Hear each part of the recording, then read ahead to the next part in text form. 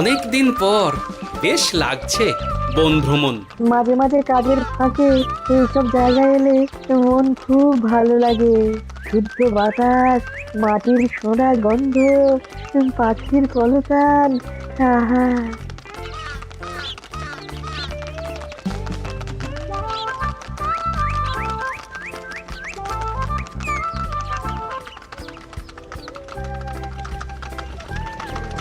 মহারাজের রথ থামছে। আমরা এইখানে বসে আজ রাজকার্য পরিচালনা করব। মন্ত্রী, তুমি ঝটপট এখানে বসার বন্দোবস্ত করে দাও। আমি এক্ষুনি ব্যবস্থা করে দিচ্ছি মহারাজ। এই এখানেই আমাদের বসার জন্য ছাউনি করে দাও। এক্ষুনি করে দিচ্ছি মন্ত্রী মশাই। এরা বসার জায়গাটা করে দিক, ততক্ষণ আমরা একটু হেঁটে আসি।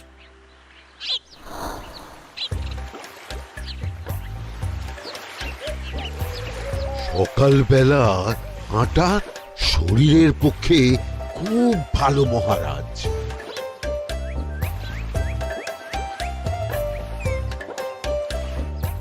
আগেকার দিনে রাজা মহারাজরা এই সব বনে মৃগয়া করতে আসতেন। মৃগয়া একদম ভালো নয় মন্ত্রী। তুমি জঙ্গলে আসছো অন্য প্রাণীদের মারতে। কেন মারবে? ওরা তো তোমার কোনো ক্ষতি করেনি। না, তা করেনি, কিন্তু তখন ওটা রাজা মহারাজাদের খেলা ছিল। শুনেছি আপনার প্রপিতামহ খুব ভালো বাঘ শিকার করতেন, অনেক বাঘ মেরেছেন। মন্ত্রী, তুমি একটা কথা হয়তো জানো না। আমার প্রপিতামহ শিকার করতেন, কিন্তু কোনো স্বাভাবিক জানোয়ারকে নয়। যে বাঘ মানুষ খেকো হয়ে প্রজাদের ক্ষতি করত, আমার প্রপিতামহ সেই সমস্ত বাঘদেরই মারতেন। এছাড়া উনি বন্য প্রাণী সংরক্ষণ করতে বড়ই ভালোবাসতেন।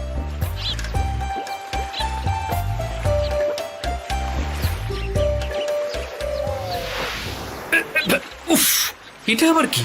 এই এটা আবার কোথা থেকে উড়ে এলো? কোথাও তো ঝড় হাওয়া কিছুই নেই।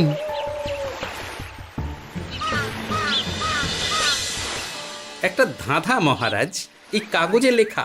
ধাঁধা? পড়ো দেখি। জোয়ার ভাটা প্রভুর খেলা, ভাটা হবে হলে বেলা। ভাটা হলেই দেখা যাবে লাল রঙের এক পাথর পাবে। নদীর ধারে গর্ত করে যত্নে সাজাই কলস ভরে। হেথায় হোথায় ছড়িয়ে যাহা, অন্ধকারে জলে তাহা। ঢুকলে চক্ষু ঝলসে যাবে, হাতের কাছে ঘন্টা পাবে। ঠিক ঘন্টা বাজলে পরে পড়বে ঝরে থরে থরে। ঘন্টা যদি হয় ভুল, যেন তুমি হারাবে কুল। ঠিক ঘন্টা চিনতে হলে নকশা দেখো চক্ষু খুলে। সিন্দুক দেওয়ালে হাত দাও, আসল ঘটনা জেনে নাও। ওরে বাবা, খুব দীর্ঘ ধাঁধা। তা মন্ত্রী, তুমি কিছু বুঝলে? এটা একটা গুপ্তধনের নকশা। এর মধ্যে গুপ্তধন কোথায় আছে তার একটা ধারণা দেওয়া আছে। গুপ্তধন? ওটা আমাকে পেতেই হবে, পেতেই হবে। দেখি দেখি, একবার কাগজটা দাও। গোপাল, কাগজটা আগে আমার হাতে দাও, দেখি ভালো করে। এখন নদীতে জোয়ার চলছে গোপাল। একটু পরেই ভাটা শুরু হবে। হ্যাঁ, ভাটা না হলে কিচ্ছু বোঝা যাবে না। এখানে স্পষ্ট লেখা আছে, ভাটা হলেই দেখা যাবে লাল রঙের এক পাথর পাবে। তার মানে আমাদের ভাটা হওয়া পর্যন্ত অপেক্ষা করতে হবে। না, সময় নষ্ট না করে ধাঁধাটার সমাধান করতে শুরু করি। ভাটা হলে একটা লাল রঙের পাথর দেখা যাবে, এই পর্যন্ত পরিষ্কার আছে। বুঝতে হবে ওর পর থেকে। পড়ো গোপাল, চলো আমরা সবাই বুদ্ধি লাগাই। নদীর ধারে গর্ত করে যত্নে সাজাই কলস ভরে। এটার অর্থ, ধাঁধাটা মাথায় বসিয়ে নিয়েছি, এবার কে কি বলবে সেটা শুনতে হবে। চলো গোপাল, আমরা ধাঁধা যেমন যেমন বলেছি তেমন তেমন ভাবেই চলি। চলুন মহারাজ, এখন আমাদের দেখতে হবে লাল পাথর। কোথায় আছে লাল পাথর? চলো চলো সবাই, চোখ কান খুলে আমরা নদীর পাড় ধরে হাঁটি। আমি একটু তফাতে হাঁটি। গুপ্তধন আমাকে একা পেতে হবে। ভাটা হলেই দেখা যাবে লাল রঙের এক পাথর পাবে। আমাকে চোখ কান খোলা রাখতে হবে। লাল পাথর, নদীর চড়ায় লাল পাথর দেখতে হবে। লাল পাথর, লাল পাথর। ওটা কি? এই তো লাল পাথর, লাল পাথর। ওরা অনেকটা এগিয়ে গেছে, ওদের আমার দিকে নজর নেই। এই সুযোগ একা একা গুপ্তধন নিয়ে পালাবো। আহ, এ- এ।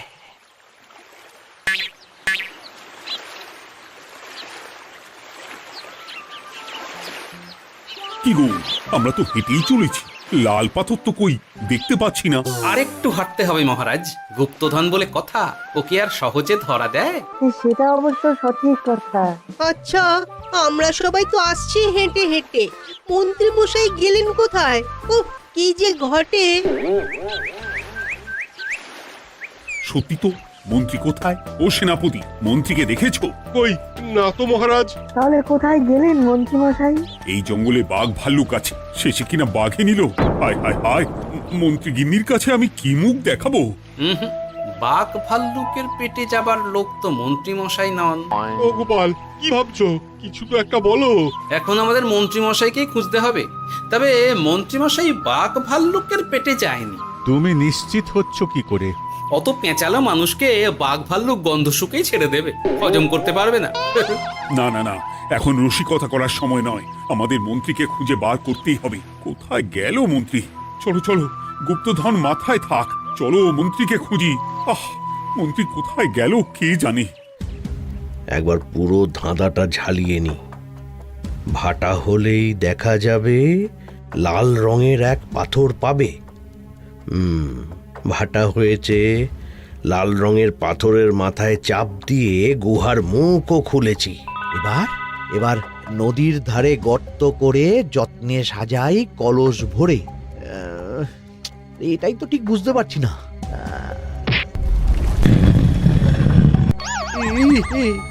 এই রে, এবার কি হবে? হ্যাঁ, মহারাজ, কোথাও একটা আওয়াজ হলো। এই, আওয়াজটা কোন দিক থেকে হলো?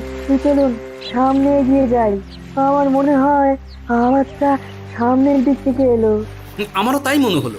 তবে কি মন্ত্রী মশাই লাল পাথরের হদিশ পেয়ে গেছেন? আমাদের চোখে পড়লো না, অথচ মন্ত্রী মশাইয়ের চোখে পড়ে গেল। আসলে আমরা কথা বলতে বলতে গেছি, তাই নজরে পড়েনি। হেথায় হোথায় ছড়িয়ে যাহা, অন্ধকারে জলে তাহা, ঢুকলে চক্ষু ঝলসে যাবে, হাতের কাছে ঘন্টা পাবে।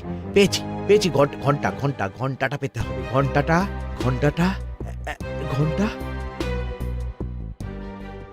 ভাটা হলেই দেখা যাবে লাল রঙের এক পাথর পাবে, নদীর ধারে গর্ত করে যত্নে সাজাই কলস ভরে, হেথায় হোথায় ছড়িয়ে যাহা, অন্ধকারে জলে তাহা, ঢুকলে চক্ষু ঝলসে যাবে, হাতের কাছে ঘন্টা পাবে। ঠিক ঘন্টা বাজলে পরে পড়বে ঝরে থরে থরে, ঘন্টা যদি হয় ভুল যেন তুমি হারাবে কুল। ঠিক ঘন্টা চিনতে হলে নকশা দেখো চক্ষু খুলে, সিন্দুক দেওয়ালে হাত দাও, আসল ঘটনা জেনে না। এবারে ভালো করে ঠান্ডা মাথায় ভাবতে হবে। ভাটা হলেই দেখা যাবে লাল রঙের এক পাথর পাবে। সেই লাল পাথরটাই তো খুঁজে পাওয়া যাচ্ছে না, অথচ মন্ত্রী মশাই খুঁজে পেলেন। আওয়াজটা কোথা থেকে আসছিল? এই কাছে পিঠে এই কোথা থেকে আওয়াজটা আসছিল।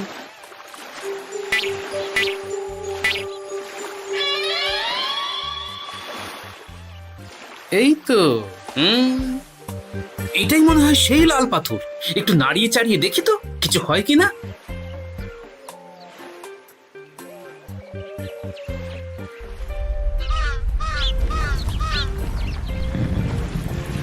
এই তো, কাজ হয়েছে। এই তো সুড়ঙ্গ। আপনারা নিচে নামুন। আপনারা কি দেখছেন সেটা বলবেন মহারাজ। সবাই যদি নেমে যাই, যদি কোনো কারণে সুড়ঙ্গের মুখ বন্ধ হয়ে যায়, তাহলে আর আমরা বাইরে বেরোতে পারবো না মহারাজ। গোপাল ঠিকই বলেছে, আমরা দুজন বাইরে থাকি। মহারাজ, আর একটা কথা, কোনো ঘন্টায় হাত দেবেন না, মনে আছে তো? ঘন্টা যদি হয় ভুল যেন তুমি হারাবে কুল। ওরে বাবা, এই বয়সে আর কুল হারাতে চাই না। ঠিক আছে, তোমার কথাই অক্ষরে অক্ষরে পালন করব। দেখি এই সুড়ঙ্গে মন্ত্রী মশাইকে দেখতে পাই কিনা। চলুন মহারাজ, সুড়ঙ্গে নামি। সবাই সাবধানে নামো।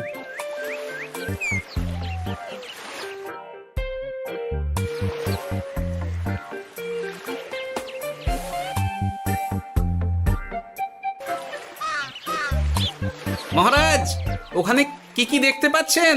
ওখানে কি মন্ত্রী মশাই আছেন? না গোপাল, মন্ত্রীকে এখনো দেখতে পাইনি। শুধু আমি এখানে অজস্র পাথর দেখতে পাচ্ছি।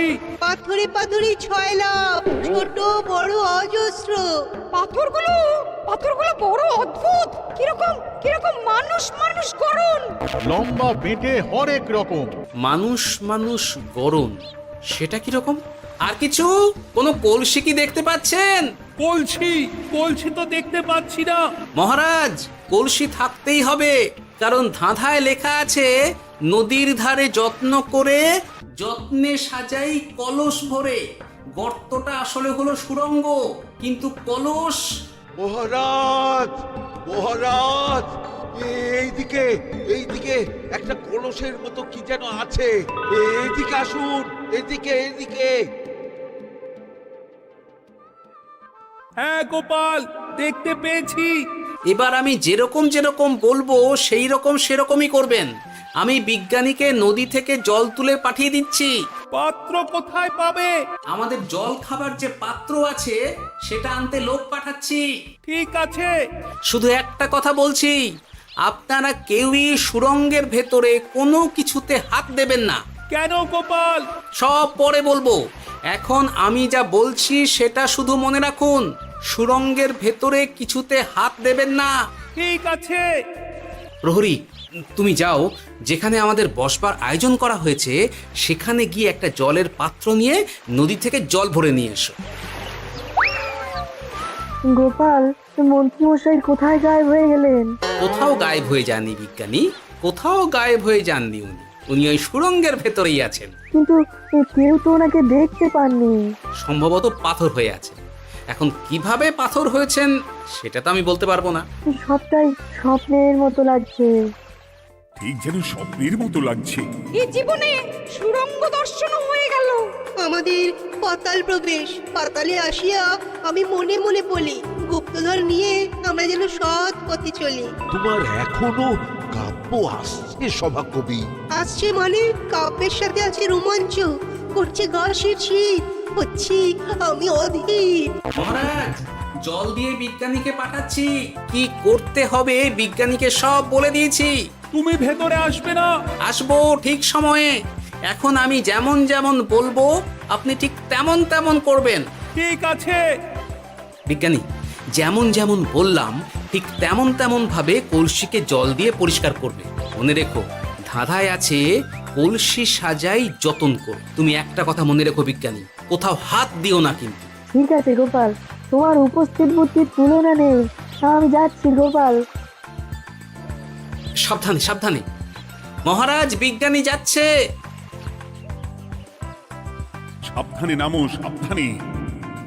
মহারাজ, কলসিটা কোথায়? ওই তো, একটু সাবধানে যাও।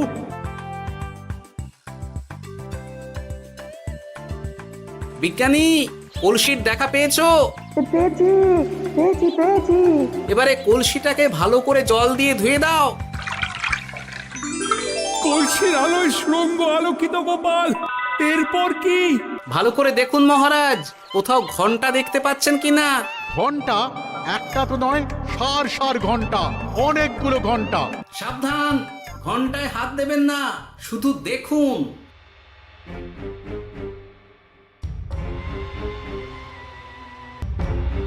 মহারাজ, আমরা গুপ্তধনের খুব কাছে চলে এসেছি। তাই নাকি? কি মজা, কি মজা! এবার খাবো ক্ষীরের গজা। আহ, সভাকবি চুপ করো।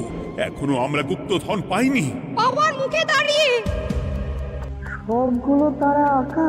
বিজ্ঞানী, কোনো ঘন্টায় চাঁদের নকশা করা আছে কি? একটু দেখে বলো না। আমি আতস কাজ নিয়েই দেখছি, সব ঘন্টাতেই তারা আঁকা। খবরদার, কোনো ঘন্টাকেই ছোঁবে না। ঠিক আছে, কোনো কিছু না ছুঁয়ে আমি দেখছি। পেয়েছি গোপাল, চাঁদ আঁকার ঘন্টা পেয়েছি। ওই ঘন্টাটা বাজাও, বাজাও।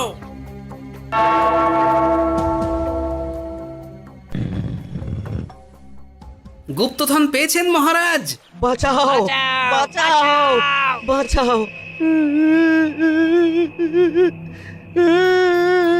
বাঁচান মহারাজ, বাঁচান। বিজ্ঞানী মন্ত্রীর গলা পাচ্ছ না? মহারাজ, আমি পাথর হয়ে আছি, আমাকে মানুষ করুন মহারাজ। তুমি তো মানুষই ছিলে, হঠাৎ করে পাথর হলি কেন? মহারাজ গুপ্তধন পেয়েছেন? পেয়েছি, তার সাথে মন্ত্রীকেও পেয়েছি। মন্ত্রী এইখানে কোথাও পাথর হয়ে দাঁড়িয়ে আছে। দাঁড়ান মহারাজ, এবার আসছি। সাবধানে এসো। আমি ভেতরে যাচ্ছি, বুঝলে?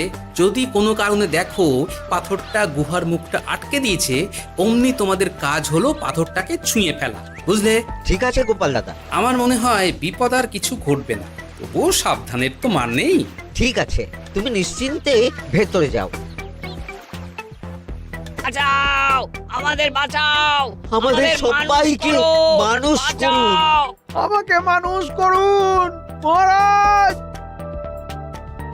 আপনাকে তো মানুষ করা হবে মন্ত্রী মশাই। আগে বলুন, আপনি পাথর হলেন কি করে? ও, মনে পড়েছে ধারার শেষ লাইন, সিন্দুক দেওয়ালে হাত দাও, আসল খবর জেনে না। সত্যি গোপাল, তুমি না থাকলে এই এত কিছু আমাদের সবার কাছে অজানাই থেকে যেত।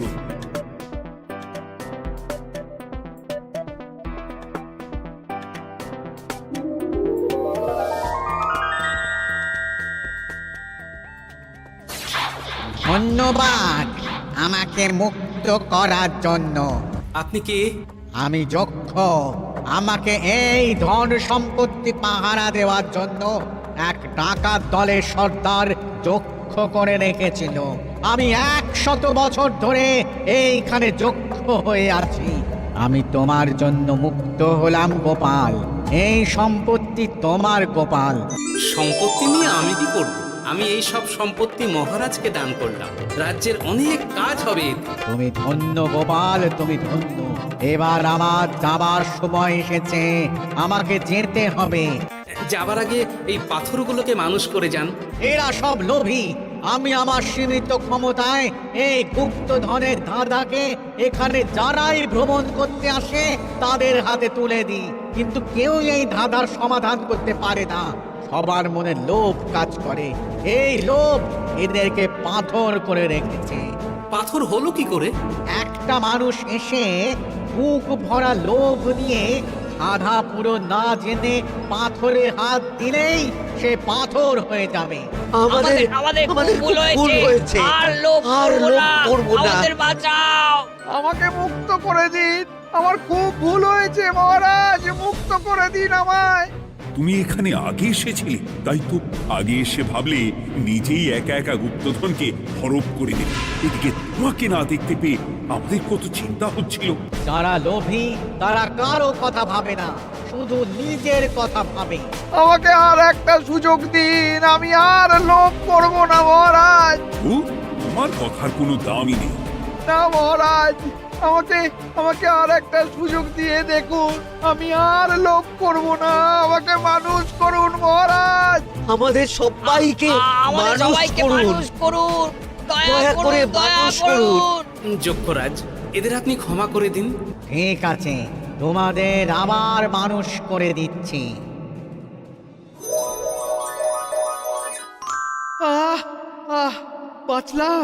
বাঁচলাম। এই রকম বারবার বাঁচা যাবে না কিন্তু। এবার সাপ ব্যাং যাই হবে না কেন ওইভাবেই থাকতে হবে, এই আমি বলে দিলাম। এবার আমার মুক্তি। মুক্তি নেবার আগে আরেকটা প্রশ্ন, যে ডাকাত সর্দার তার সম্পত্তিকে রাখার জন্য আপনাকে যক্ষ বানিয়েছিল, এই সম্পত্তি তো তাদের, আমরা তো নিতে পারি না।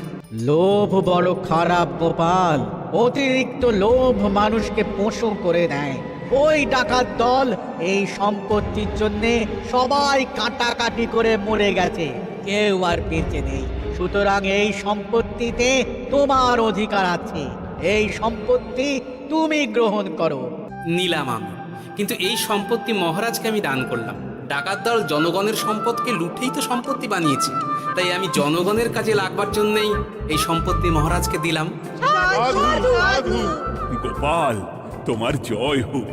এবার তাহলে আমি যাই, তোমরা সবাই সুখে থেকো আর ভালো থেকো। গোপাল, তোমার তুলনা হয় না। তোমার ঋণ আমি কোনোদিন শোধ করতে পারবো না। তুমি কৃষ্ণনগরের জন্য যা করলে তা ইতিহাসে লেখা থাকবে। না মহারাজ, আমি এমন কিছু করিনি, এই কাজ সবাই করবে। জয় গোপালের জয়, জয় গোপালের জয়, জয় কৃষ্ণনগরের জয়। জয় কৃষ্ণনগরের জয়।